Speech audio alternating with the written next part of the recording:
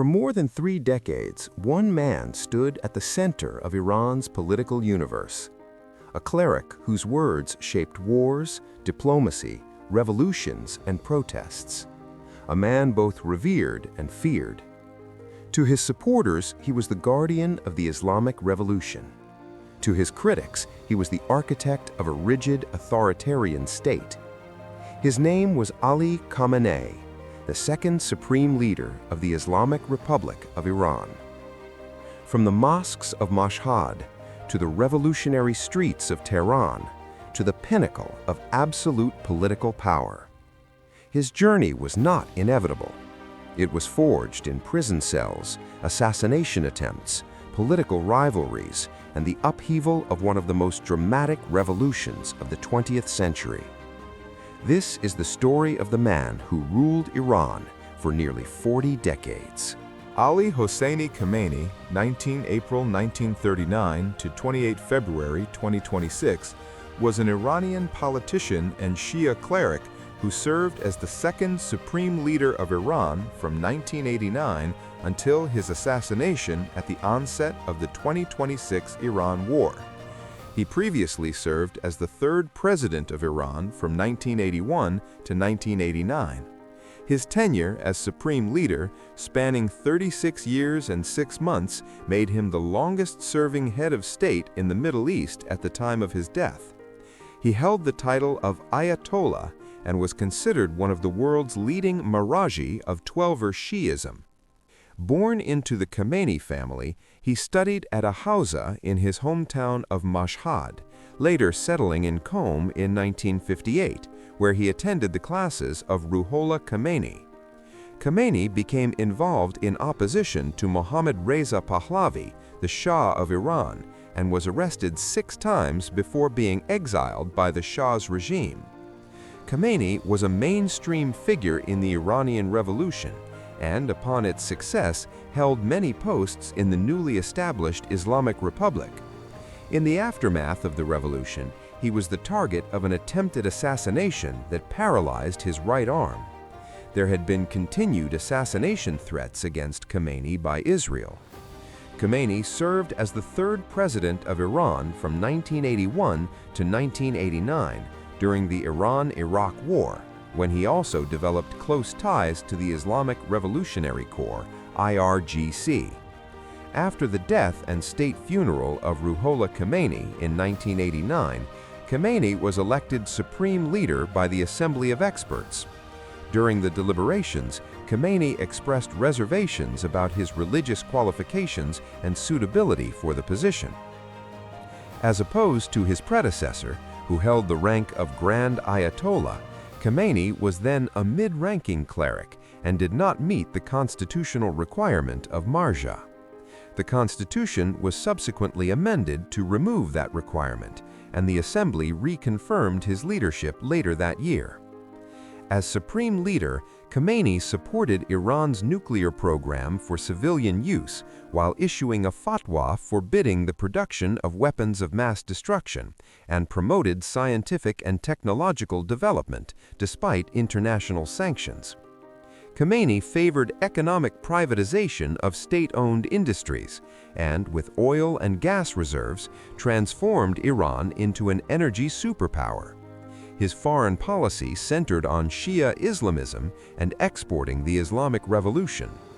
Khomeini played a pivotal role in the development of the IRGC, transforming it into a primary tool for domestic control and regional influence.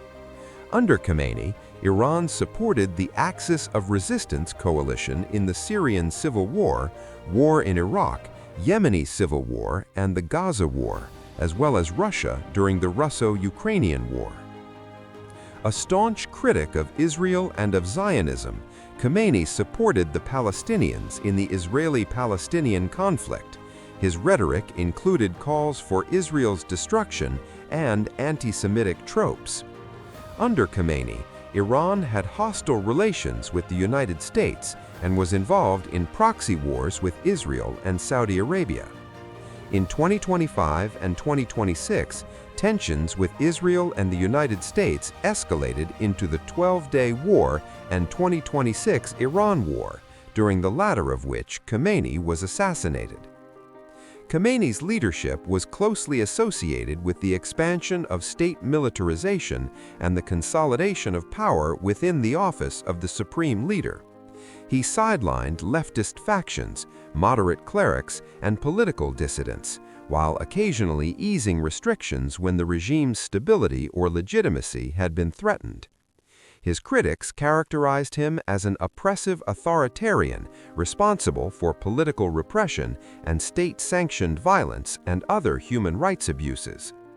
Journalists, activists, and other individuals were prosecuted for offenses including insulting the supreme leader, sometimes alongside blasphemy charges, with penalties ranging from imprisonment to corporal punishment. He faced many protests, including in 1999, 2009, 2017 to 2018, 2018 to 2019, 2022 to 2023, and 2025 to 2026, with the final protests against his rule leading to the 2026 Iran massacres under his direct authorization. Ali Khamenei was born on 19 April 1939 to Jawad Khamenei and Alim and Mushtahid, born in Najaf, Iraq, and his second wife Khadija Mirdamadi, daughter of Hashem Mirdamadi, in Mashhad. He was the sixth of 8 children, the third born to his mother. 2 of his brothers are also clerics. His younger brother, Hadi Khamenei, is a newspaper editor and cleric. His elder sister, Fatima Hosseini Khamenei, died in 2015, aged 89. His father was an ethnic Azerbaijani Turk from Khamenei. His mother was an ethnic Persian from Yazd. Ali Khamenei's ancestor was Sayyid Hossein Tafreshi, a descendant of the Aftasi Sayyids, supposedly reaching to Sultan ul-Ulama Ahmad, known as Sultan Sayyid, a grandchild of the 4th Imam of Shia Islam, Ali al-Sajjad. Some of his ancestors are from Tafresh in today's Markazi province and migrated from their original home in Tafresh to Khamenei near Tabriz. Khamenei's education began at the age of 4 by learning the Quran at Maktab. He spent his basic and advanced levels of seminary studies at the Hawza of Mashhad under mentors such as Sheikh Hashem Kazvini and Ayatollah Milani. In Mashhad, he also frequented secular intellectuals, as well the movement of God-worshipping socialists, a political organization that advocated Islamic socialism and was influenced by figures such as Karl Marx, Che Guevara, Tito, and Ali Shariati. Khamenei partook in their seminars and sermons, which, for Abbas Milani, would influence his later Third Worldism. In 1957, he went to Najaf, but soon returned to Mashhad due to his father's unwillingness to let him stay there. In 1958, he settled in Qom, where he attended the classes of Hussein Burujardi and Ruhollah Khomeini. Like many other politically active clerics at the time, Khamenei was far more involved with politics than religious scholarship. In later years, Khamenei described his upbringing in autobiographical reflections, portraying himself as raised in a deeply religious household. He stated that his mother came from a clerical family and that religious education shaped his childhood. He recalled excelling in his studies, reciting the Quran at school, and developing an early interest in hadith and prophetic narratives. He described family gatherings in which his mother recited Quranic verses, particularly those concerning the lives of the prophets. He emphasized his broad intellectual interests beyond religious scholarship, including mathematics, geography, and especially history. As an adolescent, Khomeini read widely in literature, poetry, and novels, became familiar with major works of Persian poetry, and began composing poetry himself at a young age. Khomeini characterized himself as having a strong memory and aptitude for literary criticism, stating that he could recall texts read in adolescence and that his critiques of poetry were often affirmed by poets and audiences. He recounted that during the Pahlavi era, he once jumped from a moving train to perform his prayers on time. He described his childhood as marked by poverty, noting that his family lived in a poor neighborhood of Mashhad, that his mother made clothes from his father's old garments, and that they at times lacked sufficient food, relying on small amounts of raisins or milk purchased with minor sums given by relatives. By the early 1960s, opposition to the Shah had intensified. In 1963, massive protests erupted after the government arrested Khomeini. The regime responded brutally. Many activists were imprisoned. Among them was Ali Khamenei. Over the following years, Khamenei was arrested multiple times by the Shah's secret police, Savak. Interrogations, surveillance, and imprisonment became part of his life, but repression only strengthened his commitment. During these years, Khamenei helped distribute revolutionary religious writings and secretly organized opposition networks. The Shah eventually exiled Khomeini, but his ideas continued spreading through underground circles, and Khamenei became one of the clerics helping keep the movement alive inside Iran. The revolution was slowly building, and within a decade, the entire political system would collapse. By the late 1970s, Iran had entered a period of profound instability. Despite rapid modernization, the Shah's rule had become increasingly authoritarian. Political parties were tightly controlled. Independent media was suppressed. Economic inequality widened as oil revenues transformed the country's economy. At the same time, many traditional religious communities felt alienated by the government's secular policies. Different groups, religious activists, students, intellectuals, and workers, began uniting in opposition. Protests spread across the country. Each demonstration drew larger crowds than the last. By 1978, the situation had become explosive. Strikes shut down major industries. Millions of Iranians marched in the streets. The Shah attempted reforms and political concessions, but it was too late. In January 1979, he left Iran. Just weeks later, Ayatollah Ruhollah Khomeini returned from exile. His arrival was greeted by enormous crowds. Within days, the monarchy collapsed. The Iranian Revolution had succeeded. For Khamenei, the revolution represented the culmination of nearly 2 decades of struggle. Almost overnight, the former underground activist became part of the new ruling elite. Khamenei quickly assumed several important positions in the newly formed Islamic Republic. He joined the Revolutionary Council, one of the bodies responsible for shaping Iran's post-revolutionary government. He also became closely connected with the newly established Islamic Revolutionary Guard Corps, commonly known as the IRGC. The IRGC was created to defend the revolution against internal and external threats. Unlike the regular army, it was deeply ideological. Its members saw themselves not just as soldiers, but as guardians of the Islamic Republic. Khamenei's relationship with this institution would later become one of the pillars of his political power. But the revolution had not brought stability. Iran was entering an era of intense internal conflict. Different political factions competed for influence. And within a year of the revolution, a devastating war would push the new government into crisis. In September 1980, Iraq launched a full-scale invasion of Iran. The Iraqi leader, Saddam Hussein, believed the Iranian Revolution had weakened the country. He also feared that revolutionary ideology might spread to Iraq's own Shiite population.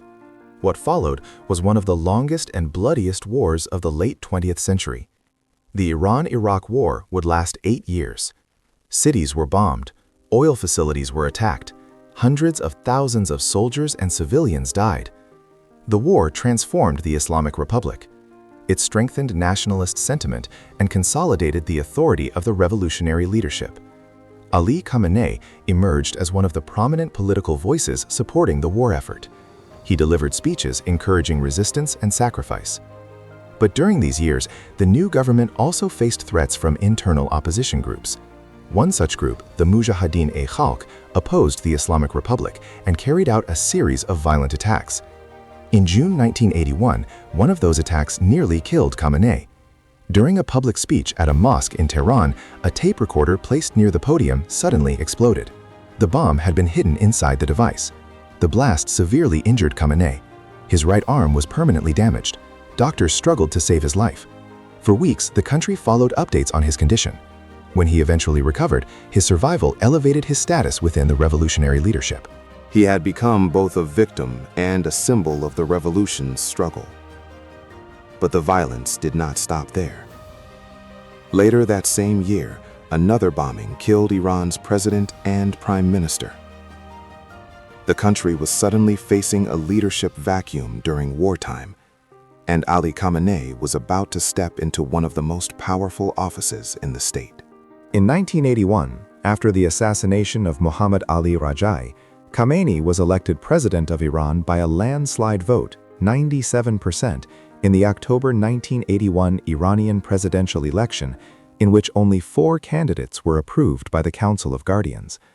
Khamenei became the first cleric to hold office. Ruhollah Khomeini had originally wanted to keep clerics out of the presidency, but later changed his views. In the 1985 Iranian presidential election, where only 3 candidates were approved by the Council of Guardians, Ali Khamenei was re-elected as president of Iran, receiving 87% of the votes. In his presidential inaugural address, Khomeini vowed to eliminate deviation, liberalism, and American-influenced leftists. According to the Iran Chamber, vigorous opposition to the government, including nonviolent and violent protest, assassinations, guerrilla activity, and insurrections, was answered by state repression and terror in the early 1980s, both before and during Khamenei's presidency. Thousands of rank-and-file members of insurgent groups were killed, often by revolutionary courts. By 1982, the government announced that the courts would be reined in, although various political groups continued to be repressed by the government in the first half of the 1980s. Khomeini was one of Iran's leaders during the Iran-Iraq War in the 1980s and developed close ties with the now powerful Revolutionary Guards. The Revolutionary Guards have been deployed to suppress opposition to the Islamic Republic of Iran. As president, he had a reputation for being deeply interested in the military, budget, and administrative details. After the Iraqi army was expelled from Iran in 1982, Khamenei became one of the main opponents of his own decision to counter-invade into Iraq, an opinion Khamenei shared with Prime Minister Mir Hossein Mousavi, with whom he would later conflict during the 2009 Iranian presidential election protests. In 1989, Ayatollah Khomeini dismissed Ayatollah Montazeri as his political successor, giving the position to Khamenei instead. Because Khamenei was neither a marja nor an Ayatollah, the Assembly of Experts had to modify the constitution to award him the position of Iran's new supreme leader, a decision opposed by several Grand Ayatollahs. Khamenei officially succeeded Ruhollah Khomeini after Khomeini's death, being elected as acting supreme leader by the Assembly of Experts on 4 June 1989. Initially, some members of the Assembly of Experts proposed the idea of a leadership council. Various lists were proposed, and Khamenei was named in all of them. For instance, a council of 3 members, Ali Mashhad, Abdul Karim Mousavi Ardebili, and Khamenei, was proposed to lead Iran. According to Rafsanjani, he and Khamenei were against the proposal, while Ayatollah Hairi Shirazi and Ayatollah Ibrahim Amini were in favor of it. Supporters of the council proposal believed that having a council would produce a higher degree of unity in society and that more positive characteristics would be found in a council. In contrast, the opposers believed that an individual leader was more efficient, according to past experiences in the case of the Judiciary Council. Ibrahim Amini listed the summary of the reasons presented by the 2 sides. According to him, the opposers rejected the proposal because evidence for guardianship of the Islamic jurist was true only for the guardianship of an individual, and it was not clear who held the guardianship when there was a council. The guardianship of a council was not rooted in hadiths and Islamic jurisprudence. Previous council-type organizations, such as the Broadcasting Council and the Supreme Judicial Council, were not successful in practice, and the Leadership Council would not do well for similar reasons. People were accustomed to the leadership of an individual, and a council of leaders was something unfamiliar to them. An individual leader could act more decisively when dealing with critical and essential decisions and solving problems and crises. In June 1989, the Islamic Republic of Iran faced one of the most critical moments in its history. The founder of the revolution, Ruhollah Khomeini, had died. For a decade, Khomeini had served not only as Iran's political leader, but also as its ultimate religious authority. His charisma and revolutionary reputation had held the complex political system together. Without him, the future of the Islamic Republic suddenly seemed uncertain. The question facing Iran's leadership was simple, yet immensely difficult. Who could replace Ayatollah Khomeini? According to Iran's constitution, the supreme leader was supposed to be a senior religious authority, a cleric of the highest scholarly rank. But none of the obvious candidates possessed Khomeini's unique combination of political legitimacy and revolutionary prestige. Inside Iran's ruling elite, intense discussions began. Among the political figures involved in these deliberations was the powerful cleric Akbar Hashemi Rafsanjani, who had long been one of Khomeini's closest allies.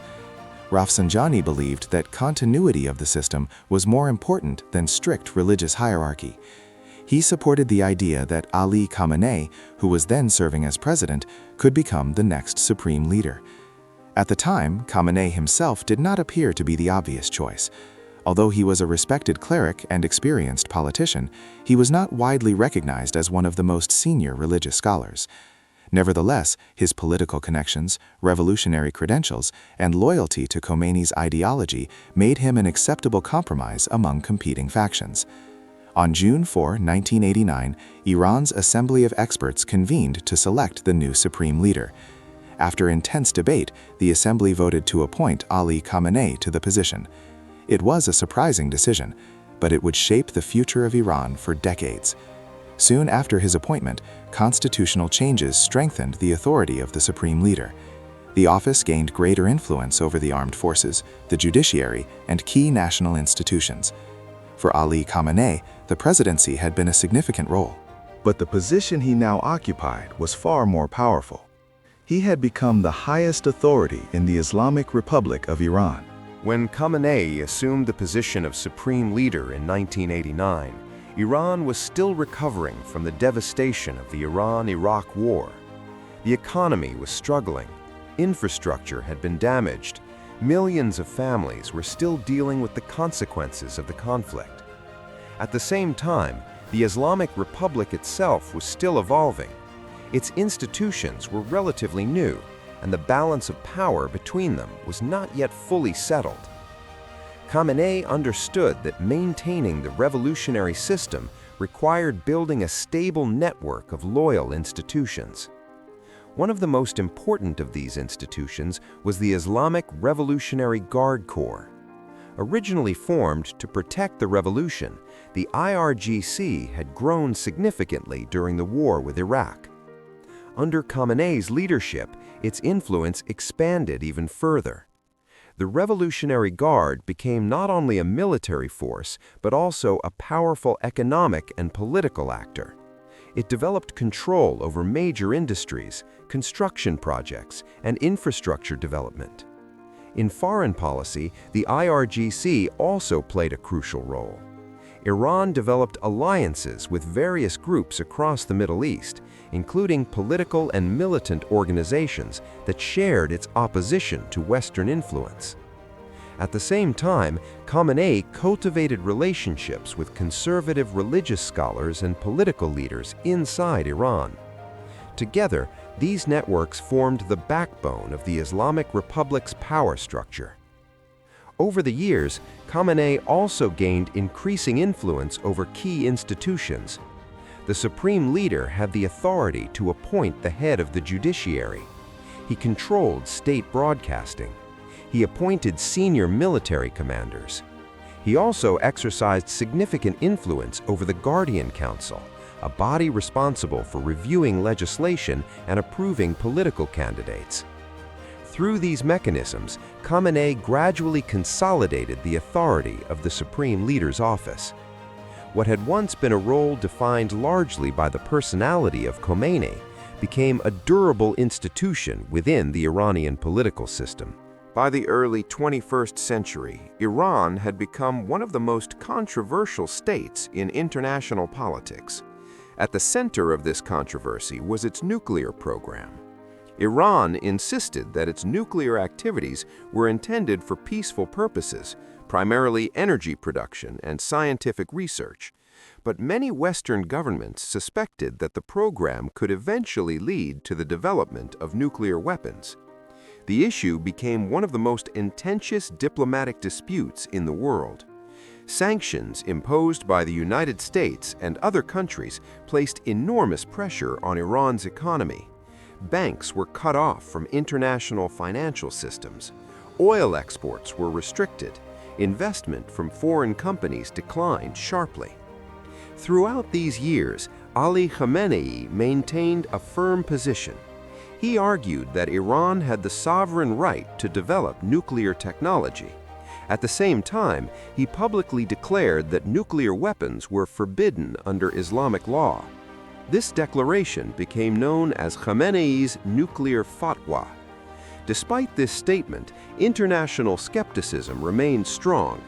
Years of negotiations followed.